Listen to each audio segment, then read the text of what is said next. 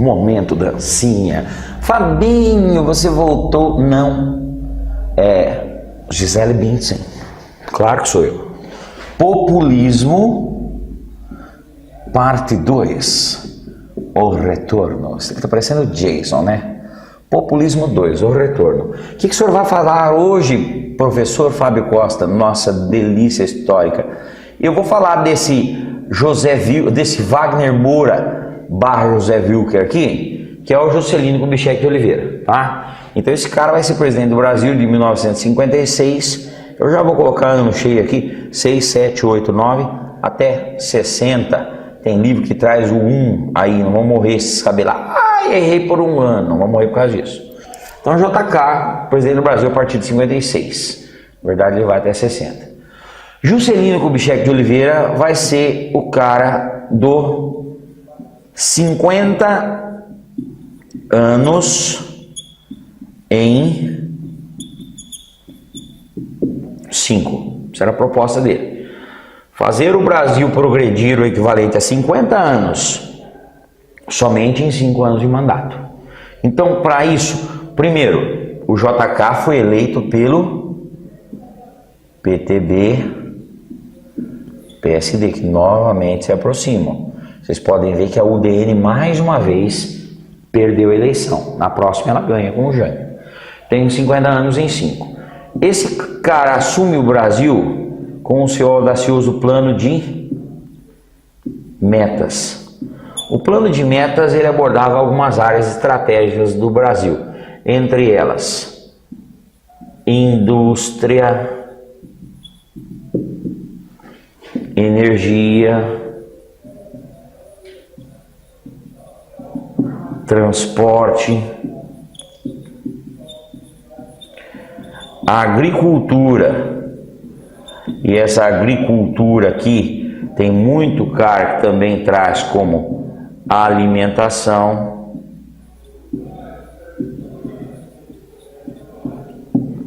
educação. Professor, onde é que está a saúde? Eu te pergunto até hoje, tá? Aqui também. Agora, Fabinho, o que realmente deslanchou no período JK? Tá aqui. Esses 3 andaram, tá bom? Então, veja bem, com JK nós vamos ter uma industrialização apoiada no capital externo. Então é uma diferença da política desenvolvimentista do JK e da política desenvolvimentista varguista. O Vargas se apoia ao máximo no capital interno. Quando ele precisa, ele apela para empréstimos, para endividamento externo. O JK de cara ele vai em cima disso, tá? A partir daí então vem o que? A instalação das multinacionais que marcaram os anos de governo JK. Então são várias multinacionais instaladas no Brasil e ele deu privilégio principalmente às montadoras automobilísticas, tá? Ou seja, as montadoras de veículo. Então as montadoras se instalaram maciçamente. Entre elas, Volkswagen, Scania, Remag, Cinca, Willys Overland, Toyota. São empresas que se instalaram no Brasil nesse período aqui. Me lembro muito bem das linhas de produção ainda, me lembro, não era da época, mas até por ter visto muita história, as linhas de montagem da Kombi, na Volkswagen, depois a montagem dos Fuscas no Brasil, Brasília, a imortal Brasília, este professor gordinho aprendeu a dirigir numa Brasília verde musgo, placa SX7066, ó, tempo que placa era curta ainda, né? Nossa, você deve falar que é professor antigo. Então se instalou nacionais no Brasil, eram montadoras. Agora aqui, me desculpe, eu não consigo, é mais forte do que eu, tá me subindo uma coisa, uma quentura por dentro, sobe pela espinha. Eu não gosto desse cara, e vou falar por quê. Porque ele priorizou o transporte rodoviário e ferrou com a nossa malha ferroviária, ele esqueceu. A partir do JK, se esquecer de ferrovia no Brasil se tornou moda, se tornou comum. Isso foi uma das piores erros logísticos do nosso país. Nós sabemos que o transporte ferroviário é infinitamente mais viável, mais barato, com manutenção mais distanciada, e nós apelamos por mais caro dos transportes que é o rodoviário. Tá? Os caminhoneiros do Brasil devem querer me matar uma hora dessa, mas é fato. Nós não estamos aqui para omitir fatos. E em cima disso ele teve que fazer estrada, gente. Porque nosso país não tinha estrada aí, caminhando para os anos 1960. Então ele falou assim, deixa comigo, eu faço. A partir daí ele começou a emprestar dinheiro e abrir um monte de estradas pelo nosso país e a produção passou a ser escoada então maciçamente por caminhões, transporte. Agora, outra coisa, Juscelino Kubitschek de Oliveira construiu Brasília. Com relação a multinacionais, se eu não falar isso aqui, eu não vou ficar em paz comigo mesmo. Vocês têm que ter muita atenção quando se fala em multinacionais para fazer uma relação de ônus e bônus. O que eu tive de bônus de lado legal dessa multinacional ter vindo para o país? Você deve pensar, aquecimento da economia, geração de emprego. O que eu tive de ônus, de ponto negativo? Desemprego, esgotamento de recursos naturais, evasão de divisa, porque o lucro da multinacional não fica aqui, vai para o país sede. Então a gente tem que fazer essa ponderação devida. O pessoal acha que é só alegria, são só rosas, esquece dos espinhos. Mas a gente não pode mudar, já aconteceu. Construiu Brasília. Brasília foi inaugurada então, no início da década de 60, como a nova capital federal. Ou seja, criou uma capital no Planalto Central. Uma região com clima um tanto quanto seco, uma umidade relativa do ar muito baixa. Agora eu não tenho nada contra o clima de Brasília. Eu tenho contra o fato de Brasília ter sido construída dessa forma aqui.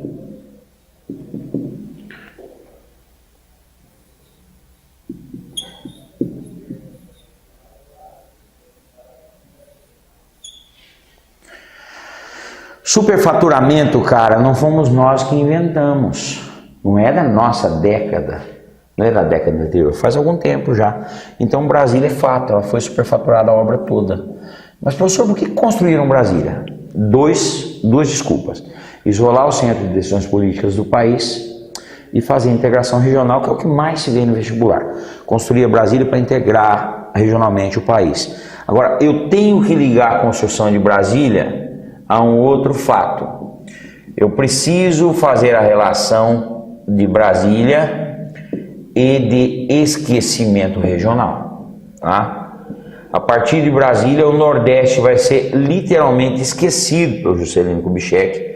Ele vai se lembrar desse Nordeste só em 1959. 1959 ele cria a Superintendência do Desenvolvimento do Nordeste, Sudene. Essa Sudene aqui existem muitos indícios que era um certo sumidor de dinheiro, né? Quanto mais a gente lê a respeito da Sudene, mais em dúvida a gente fica. Mas enfim, não serviu para desenvolver tanto o Nordeste quanto deveria. O Nordeste é uma região lindíssima do Brasil, riquíssima em alguns recursos. O turismo é bastante explorado, a fruticultura no Nordeste, mas está aquém do desejado. E a culpa não é do nordestino. A gente tem que parar essa babaquice de ficar com racismo interno no nosso país. O Nordeste foi esquecido. De fato, o nordestino teve que se deslocar num processo de migração, isso também marcou o governo JK, do Nordeste para o Sudeste, que foi a região que mais recebeu nordestinos, tá? Eu coloco sempre Sudeste aqui por causa de São Paulo. Agora, essa migração tem que estar ligada, então, à carência ou falta de infraestrutura. Então, olha só como é que um problema afeta outra coisa. Vieram muitos nordestinos para São Paulo não teve como comportar esse contingente populacional. Então, o resultado hoje, qualquer enchente que dá em São Paulo, o pessoal fala que é problema de lixo na rua, aí vão essas dezenas de jornalistas sensacionalistas que estão fazendo escola no nosso país. Infelizmente o jornalismo sério está perecendo, tá quase na UTI, e esses caras vão lá, pô, ajuda aí e tal, lixo na rua. Eu não tô aqui para defender o cara que não tem cidadania, mas, meus amores, vai uma proposta do Fábio Costa. Se der uma pancada d'água em São Paulo hoje, e a rua estiver muito limpinha de varrer todos os papéis, jogar aromatizante, a rua estiver brilhando, um luxo, e não der enchente, eu desfilo no 7 de setembro em Brasília pelado. A questão de São Paulo é falta de infraestrutura. As galerias subterrâneas não comportam o volume de água porque São Paulo se tornou uma região impermeabilizada, não tem onde escoar aquela água toda. Agora, processo de favelização, crescimento de marginalidade, desigualdade social, é tudo questão ou causado por essa migração Nordeste-Sudeste, a vinda de nordestinos para São Paulo. Então, olha só o que aconteceu. O fim do governo foi marcado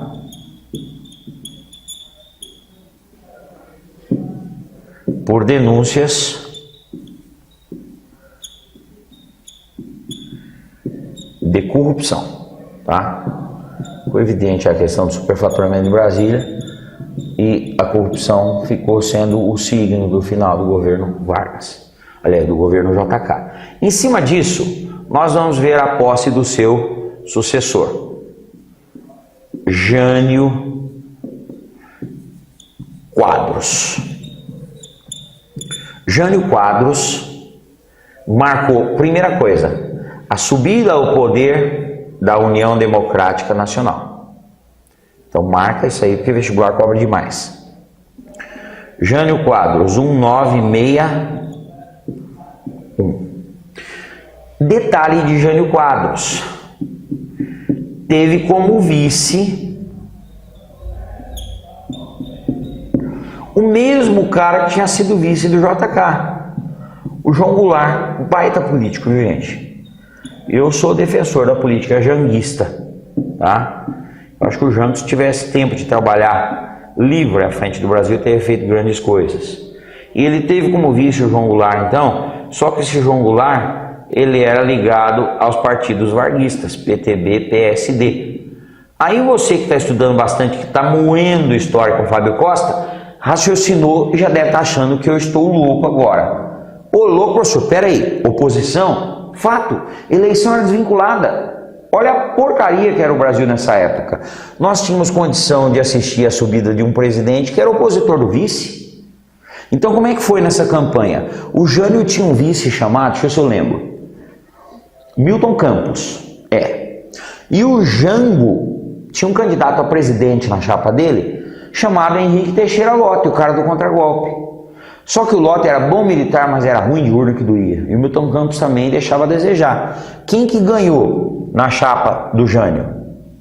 Ele, enquanto candidato a presidente. E na chapa do Lott? O Jango, como vice. Tanto é que cogitava-se pela rua, já antes mesmo da concretização do resultado das eleições, a chamada chapa Jan-Jan, que traria Jânio para presidente e Jango para vice. Foi isso que aconteceu. Agora eu já vou adiantar, não se gostavam. Agora veja bem, a política de Jânio desagradou, isso é fato, a todos, inclusive ao UDN, que foi o partido que colocou ele no poder. Desagradou a todos.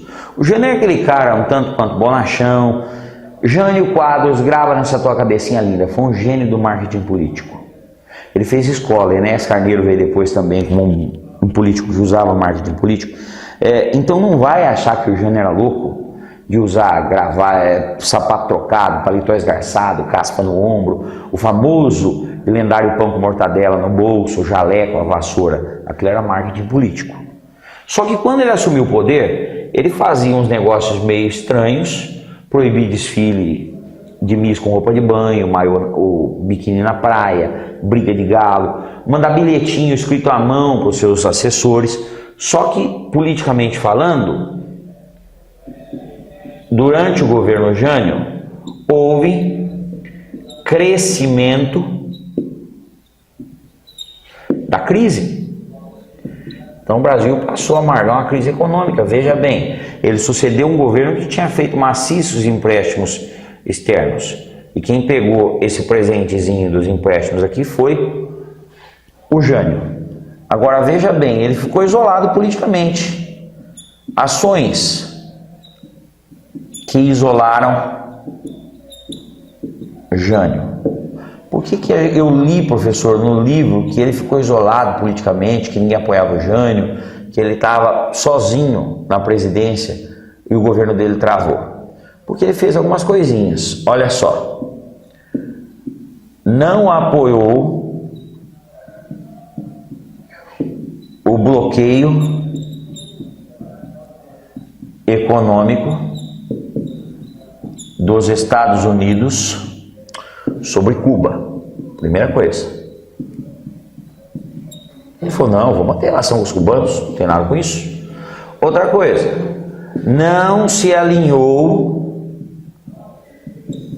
aos Estados Unidos em plena Guerra Fria. Ele preferiu a política do não alinhamento e daí terceiro mundismo, segundo as noções de Guerra Fria de história geral. E isso daqui eu acho que ele deu tiro no pé. Quando ele condecorou Che Guevara no Brasil. Che Guevara na época era ministro do Fidel, ministro cubano, um dos heróis da Revolução Cubana, ao lado do Fidel Alejandro Castro Ruiz, Camilo Cienfuegos, e estava o Che Guevara lá. Ele deu ao Che Guevara no Brasil a ordem ou comenda do Cruzeiro do Sul, a mais alta comenda podia ser dada a um estadista. Quando ele fez isso, o Congresso queria fritar o Jânio. E a partir daí ele viu que estava isolado politicamente, mais sujo, popularmente falando, que pau de galinheiro. E o que o Jânio fez? Ele falou, eu vou armar para o Jango. Eu vou crescer em cima do Jango. E o Jânio era extremamente inteligente. Professor de português do célebre colégio paulistano Dante Alighieri, já tinha sido vereador, prefeito, deputado, governador do estado. O cara era uma raposa política, mas não se sustentou à frente da presidência. Vamos comparar ele logo a Lula, viu? Vocês podem escrever. Eu estou prevendo isso, tá? Um cara intelectualizado, com experiência política, que não ficou 8 meses na frente da presidência. Um boçal, analfabeto, que todo mundo criticava, que não tinha experiência política, e ficou 8 anos à frente da presidência. Então vão ser comparativos, tá? Queimaram a língua com relação ao Lula, mas na aula de Lula eu faço para vocês. Condecorou Che Guevara. A partir daí, vocês vão ter que lembrar do plano de Jânio para conquistar superpoderes. E eu vou contar para vocês como é que foi. Ele pensou o seguinte: eu estou isolado politicamente. Eu tenho que crescer em cima do Jango, porque ele é meu opositor, eu não gosto do Jango, não tenho nenhuma simpatia por ele, nem ele por mim. Então ele chegou e falou, Jango, eu preciso que você vá para a China. Uma viagem diplomática, o Jango foi. Quando o Jango foi, ele falou assim, agora eu espalho para os políticos, para o Congresso, eu deixo vazar que o Jango está se aproximando do comunismo internacional, renuncio, e como eles vão ter medo da minha renúncia e da posse de um vice que está ligado ao comunismo, eles vão pedir para eu ficar. Quando eles pediram para eu ficar, eu vou exigir superpoderes. Ele fez certinho. Mandou o Jango, espalhou a notícia na roda, renunciou. E o Congresso aceitou. Ele falou, ui, caramba, eu não estava querendo isso. Então quando ele disse, forças terríveis se abratem contra mim, sobre mim, renuncio. O Congresso tocou aquela célebre Roberta Miranda para ele. Vá com Deus. Ele falou, putz, eu não esperava isso. Agora, por que o Congresso aceitou a renúncia do Jânio? Olha só. Congresso aceitou a renúncia e pretendia impedir a posse de Jango, ou seja, na prática seria realizado um novo pleito. Aí entra na história um personagem político do Brasil muito conhecido, chamado Leonel Brizola, governador do Rio Grande do Sul. Quem era o Brizola na ordem da vez? Cunhado do Jango. E o Brizola falou assim: achou bom você fazer a legalidade? Eu sou defensor da campanha da legalidade. Meu cunhado assume, senão vai dar bosta. Literalmente vai dar caca. E o que o pessoal do Congresso pensou nessa época? Falou: velho, o Brizola é governador do Rio Grande do Sul. O Rio Grande do Sul tem o mais munido, o mais treinado pelotão, divisão de exército do país. Então é possível que haja um embate entre o governo central e o governo do Rio Grande do Sul. Aí a gente pode correr o risco de uma guerra civil. Então vamos deixar o Jango assumir. Agora veja bem, Jango assume devido à pressão exercida. O vestibular pede, vira e mexe isso aqui, por Brizola. O cara não vai saber onde é que encaixa o Brizola na história. Agora, depois dessa aula, você já sabe. Só que, qual foi a estratégia do Congresso?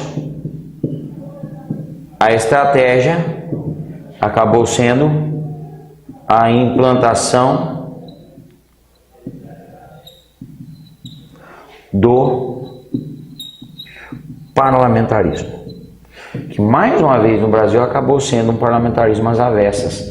Lá na época do Dom Pedro II também, lá foi mais ainda chamado de parlamentarismo às avessas. Então olha bem para minha carinha bonitinha que está do lado de lá dessa câmera. Nós já tivemos no nosso país 4 sistemas de governo, grava isso. Então nós tivemos uma monarquia absoluta, que o Pedro tinha o poder moderador. Nós tivemos uma monarquia parlamentar a partir de 1847, nós tivemos uma república presidencialista e nós tivemos poucos anos de república parlamentarista. Então nós já passamos por essas 4 experiências. E depois retorna a uma república presidencialista de novo. Então, olha só, finalmente, João Goulart, para terminar o nosso populismo. Presidente de 1961 a 1964. Para falar de João Goulart, é coisa rápida. Primeiro nós falamos do período parlamentarista. Então, Jango parlamentarismo, 1961 até 63. Quando implantaram o parlamentarismo no Brasil, o Congresso já colocou um dispositivo de segurança dizendo: em 65 será realizada uma nova consulta, um plebiscito, o qual decidirá pela permanência do parlamentarismo ou pelo retorno do presidencialismo. Caso esse sistema não dê certo, a gente tem como voltar, tá? Como retornar à métrica antiga. Foi 65? Não, não aguentou. Então, no parlamentarismo, praticamente, o que aconteceu? O país travou. Nós não estávamos educados politicamente para fazer rodar um sistema parlamentarista. E no caso desse travamento político foi por quê? O presidente não se entendia com o primeiro-ministro. Tanto é que passaram por esse curto espaço de tempo 3 primeiros ministros à frente do executivo brasileiro. Foram ministros do governo parlamentarista de João Goulart, um cara que acho que é o mais conhecido dos 3. O primeiro-ministro do João Goulart foi o mineirinho, gente boa demais da conta, Tancredo Neves. Depois o Tancredo foi sucedido por um político nitidamente endurecido. Esse cara que tinha uma linha de política de pouca conversa, chamado Brochado da Rocha. cara de poucas palavras. E depois, o último dos primeiros ministros, um cara chamado Hermes Lima. Então são 3 primeiros ministros passando pelo cargo. Em cima disso, o que acontece? Um plebiscito. Esse plebiscito ocorreu então em 1963. Retorna o presidencialismo. Desse presidencialismo, então, nós vamos ter 1963 a 1964. O que acontece nesse presidencialismo? Vargas precisa, aliás, tô com Vargas na cabeça hoje, cara. O Jango tentava, que por sinal, depois do Vargas, acho que é um dos políticos que eu mais admiro também. O Jango tentaria implantar um tal de plano trienal. Só que para isso, ele precisava solidificar no Brasil as chamadas reformas de base. E essas reformas de base, o que aconteceu? Elas amedrontaram a oposição. Essas reformas de base foram relacionadas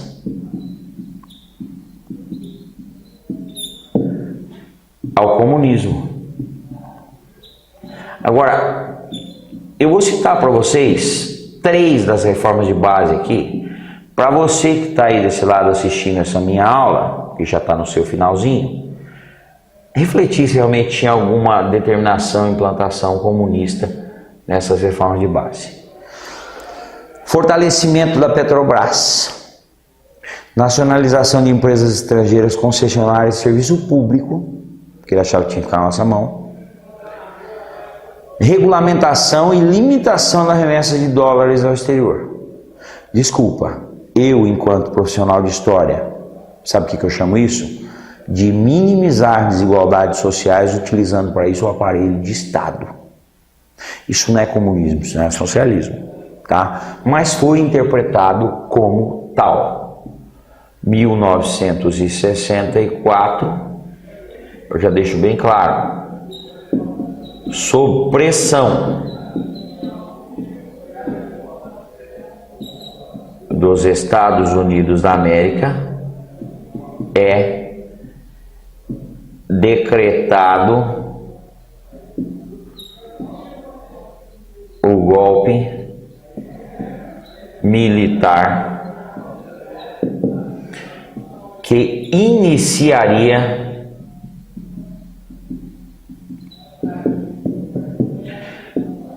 um período na história do Brasil conhecido como República dos Generais,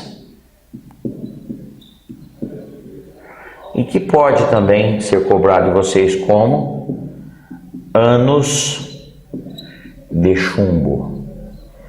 Esse é o próximo assunto que nós entramos, então, um período triste da história do nosso país, de 1964 a 1985. Então, a partir das próximas aulas, vocês me desculpem, vocês não vão ver eu com uma carinha tão feliz, porque cada vez que falo de ditadura militar, eu, enquanto cidadão, fico meio triste, um pouco triste, até muito triste. Mas mesmo assim, verás que um filho teu não foge à luta, eu volto, beijo. Tchau.